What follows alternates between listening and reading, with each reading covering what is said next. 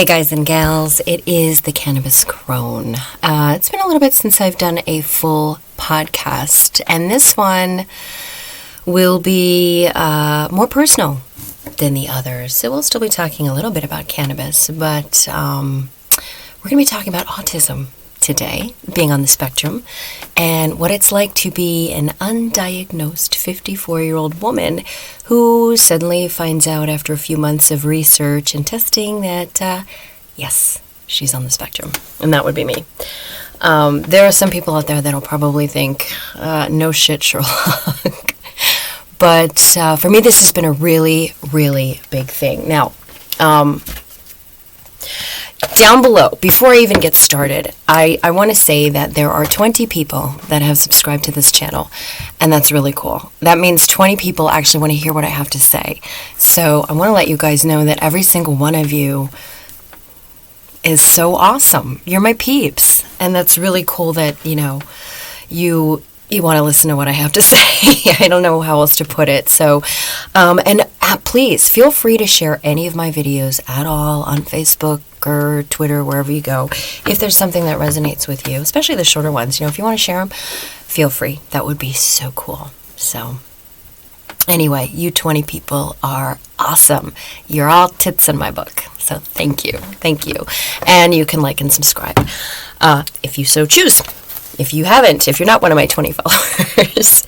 So, I got 36 on the Autism Spectrum Quotient Test, or Autism AQ. Now, down below, right now, there's links that I want you to check out for me. If you're my 20 subscribers, please do it. Especially if you're someone who thinks that you may be an undiagnosed person on the spectrum. Now, one of the things that I found out was that male autism and female autism, being on the spectrum, the genders are very different. So there's a reason why I never really thought, because my adult son was diagnosed as an adult. He's 34, 35 now, and he was diagnosed as being on the spectrum. My grandson, who is 5, is currently going through the testing. And so there is some proof, I guess, that it runs in our family, which, again, I didn't know. One of the reasons why I never considered myself to be on the spectrum was because, first of all, I was misdiagnosed my entire childhood and teen years, and even adult years. I was told I was manic depressive, I had bipolar disorder, schizoid affective disorder. I was actually medicated, lithium, Valium, Librium, Thorazine. I had a psychiatrist when I was 15 put me on Thorazine therapy. So low dose of Thorazine every day for me. It was an experiment to see, if it would make me suddenly come around and be normal. Fucking Thorazine for a teenager. Jesus Christ, that's like a mental straitjacket. And I ended up taking myself off of that. But so there were these things, and when I was told I had obsessive or OCD, severe OCD, and a lot of these things I never fit in exactly to that diagnosis. So there was a few things with bipolar disorder that matched, but a few things that didn't. There was a few things in OCD that matched, but there was a lot of important things that didn't. Like my OCD wasn't like anybody else's OCD, obsessive compulsive disorder. It was really strange. It was kind of a weird thing. There were weird quirks that I had when I was a kid that were really strange, but normalized in our family. Unfortunately, I don't have my mother, father, or siblings around anymore to talk to. They've all passed on. So I don't have anybody from my childhood to kind of discuss this. And that's kind of sad, because there was a few things that I wanted to kind of, check with them. And, hey, did you notice this? Or, when I was growing up, I was the youngest child, and I was young by quite a bit. There was an 8-year difference between myself and my siblings, my brother and sister. So I think the youngest child, you just kind of get, whatever, that's just her quirks, My parents were pretty much, the bloom was off the rose by the time I came by, so anyway, and I'm doing this, I don't have a script, so I'm just doing this from my heart, just letting you guys know what's going on. So I got 36 on the Autism Spectrum Quotient Test, or Autism AQ. 26 to 31, a score of 26 to 31 gives a borderline indication of an autism spectrum disorder. It is also possible to have Asperger's or mild autism within this range. I got a 36, so from 32 to 50 indicates a strong likelihood of Asperger's syndrome or autism. In fact, scores higher than 32, which I have, or above are one of the strong indicators of having as ASD. So then after I took the test, I started looking around and I found two really great for adult autism, because it's different than being diagnosed as a child. First of all, I took the test and then I went to this amazing YouTube channel, which I really strongly recommend that everybody click, like, and watch all of her videos, because she's really awesome. Her name is Samdy Sam. Samdy, SAMBDY, I think. Samdy Sam. Samdy Sam. Anyway, the link is down there so you can. She's amazing. And it was funny because when I watched her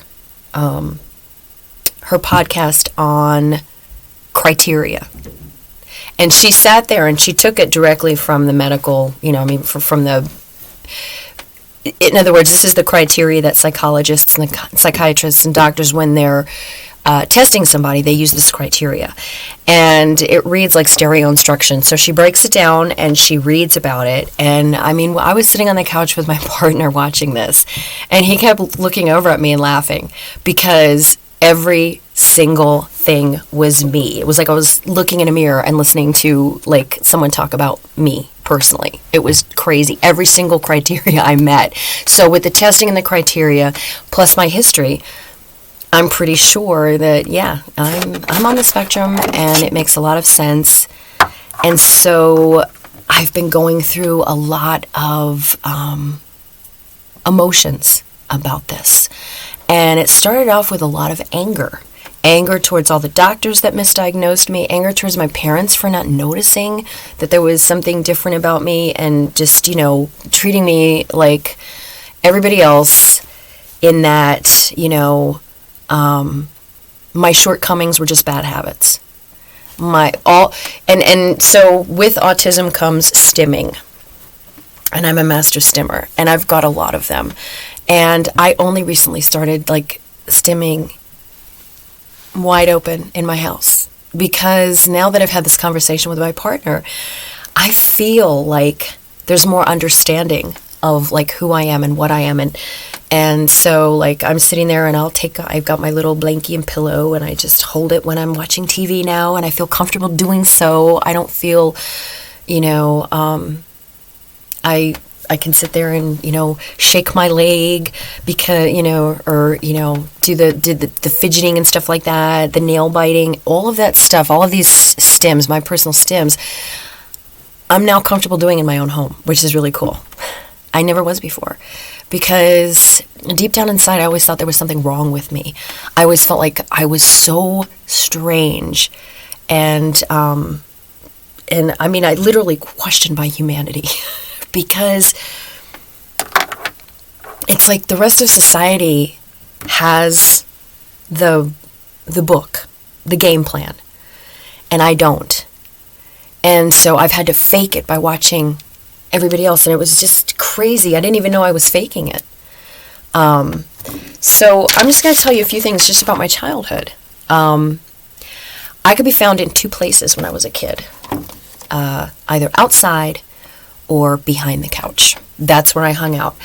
The couch, how you got the walls right here, and then the couch comes out, and there's that little space. That's where I used to hang out.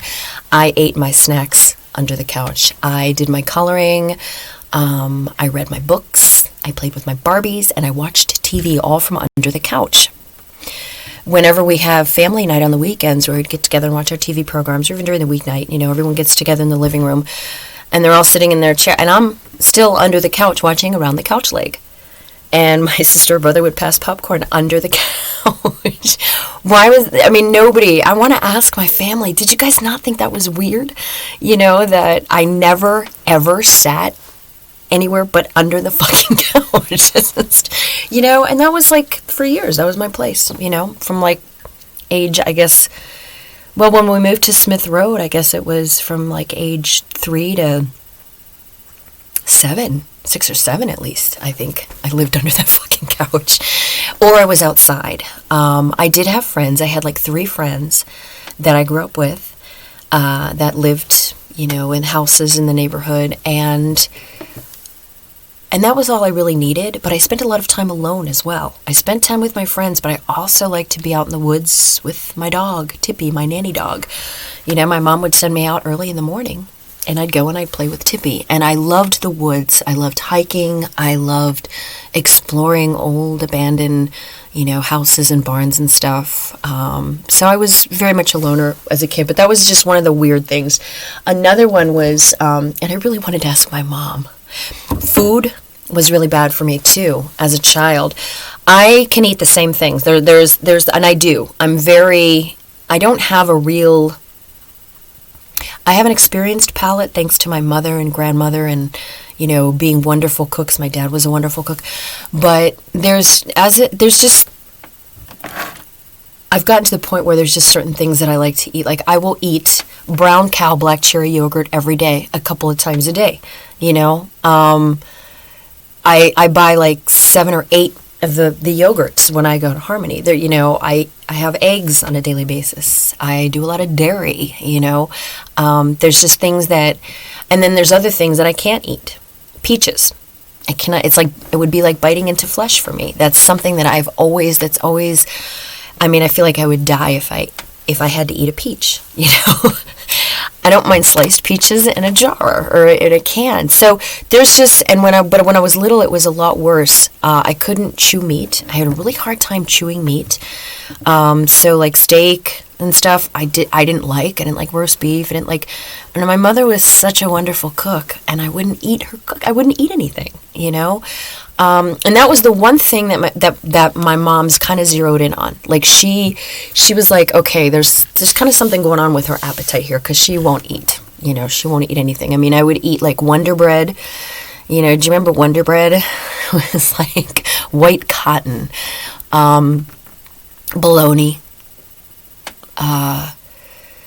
lots of cereal. I ate cereal all the time. Cereal was my go-to.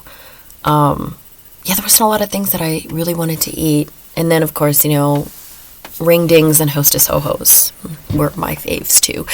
But I would, I had so many things on how, hello, Evie. I'm my little Pommy. So if you hear snorting or burping or anything, that's her, that's not me. She's such a loud little dog. So there was a lot of things that was kind of a battle. I learned how to get rid of food in so many different ways. And of course, my nanny dog Tippy, she was a border collie. She would be under the table by my feet all the time, because I was the one who would feed her. I would drop her food. The only thing I couldn't get rid of via Tippy was peas, because she hated peas. So I would, I had chipmunk cheeks. I'd hide the food in here and then go to the bathroom right afterwards and spit it in the toilet. There was all sorts of, and it wasn't like an eating disorder thing. It was the food. I couldn't swallow it. I couldn't eat it. I didn't want it in my body. It was just very strange. Sensory issues. I had a lot of cloth issues on my skin. And actually that was a physical manifestation. And that was something else my mother recognized, but she didn't really, she just dealt with it.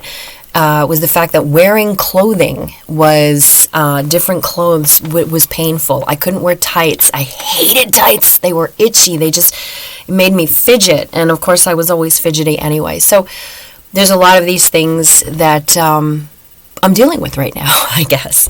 So, and we're going on to 15 minutes here. So that's been long enough. I'm going to do another podcast. I'll do a few more just about my just finding out and what I'm dealing with. There's lots of, there's other things.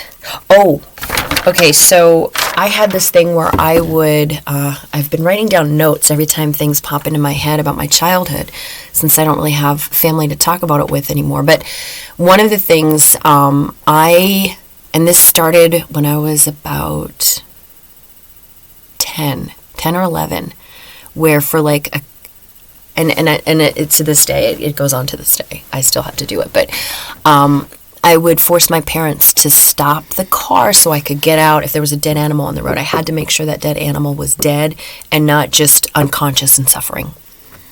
You know, in my mind, I could see that poor thing as the cold steel automobile bears down upon it and it's still alive. And it was just all this in my head. And it was like, I had it. And no matter how pulverized the carcass was, I mean, it could have been ground into the pavement and it didn't matter because I had to make sure.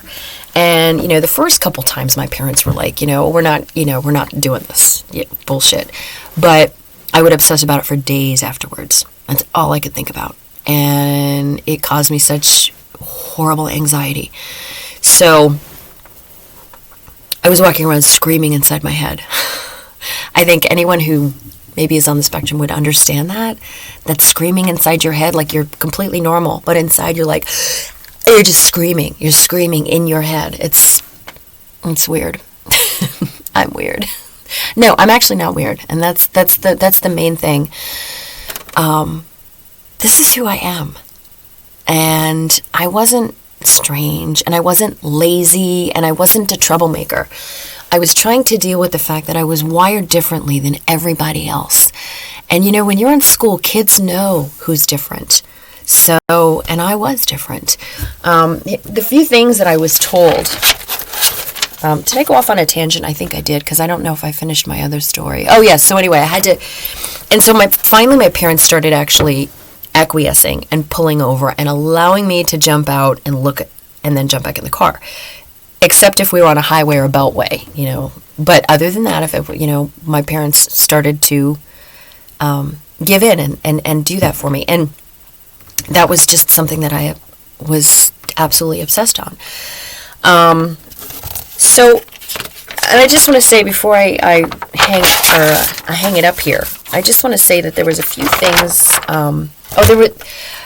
I can't find it, but I still remember in my head. There were quite a few things that I heard regularly, like, "Why are you so weird?"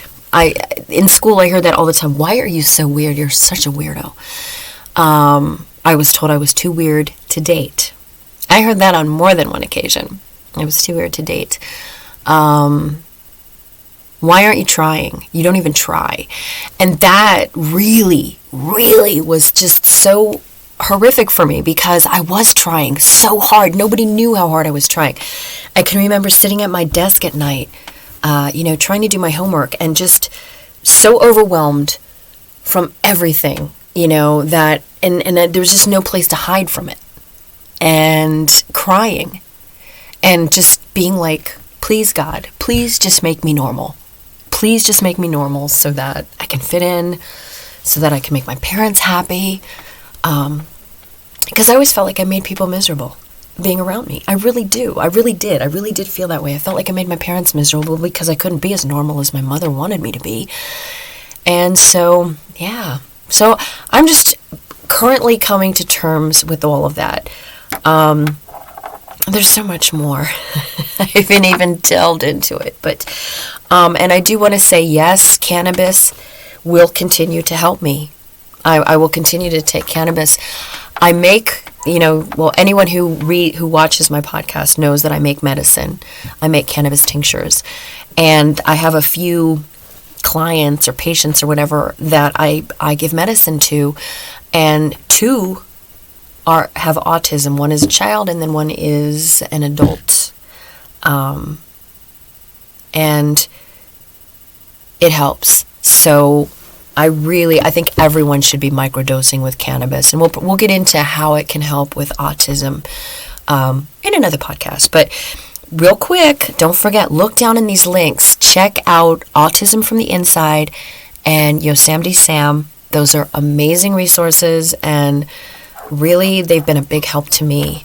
And remember, if you are a woman, autism presents differently.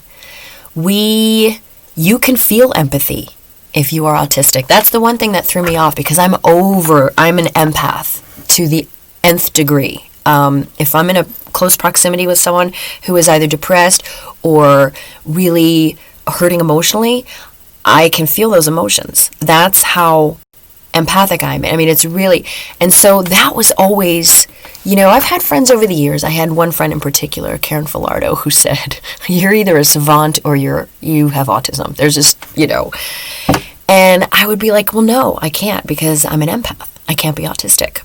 That's not true. The two are not mutually exclusive. So, and in some cases, I think women with autism can feel too much. You just don't see it right here. But that doesn't mean, And of course, then there are people on the spectrum who don't have empathy, who don't have that empathy chip. And that's the other thing about autism and the spectrum that I'm learning, is that it is every conceivable shade of gray. Every shade, every color, because it's not the same for everybody. It's, it's like, just because you have autism doesn't mean your autism is like anybody else's. I mean, it's really, there are a few things that are kind of, symptom-wise that match up, but a lot of times it's very personalized. It's a very personalized thing, the way that you're wired in your brain. So anyway, again, to my subscribers, thanks for listening. And seriously, if for some reason you think that you might be on the spectrum, I probably won't ever get a formal diagnosis because I don't feel like I need it. I know what's going on. I know who I am. And now with this added information, I can incorporate it, because I'm 54 years old. I've masked my way through life and been relatively successful, so, I mean, not successful in the term, in the, I'm not rich or anything, but I've been successful navigating, but it's been hard. It's been exhausting. Every day is exhausting to me, in various different ways. And socializing is very painful. Talking on the phone is hell on earth for me, having to make a phone call. I mean, it's like I'm an adult woman and I have such a hard time making phone calls. And, so that's me. That's who I am. Part of me, another part that I discovered. And so all of those other diagnoses and people telling me that I'm mentally ill, nope. I have autism. And I can give myself a little more self-love now, because I can be gentle and know that this is how I am, and it's okay. I'm not abnormal. I'm not an anti-human. I'm not a lizard person. I'm just someone who is wired a little bit differently than a lot of other people in society. And so hopefully someday society can come together and say, you guys are okay too. Whatever. But anyway, check out the links. Again, Autism from the Inside and Samdy Sam. And I'll also link that test. So if you want to take the test and see what it says for you, you can take the test. All right. Well, I hope everyone has a beautiful rest of your Saturday. Love you guys. Namaste.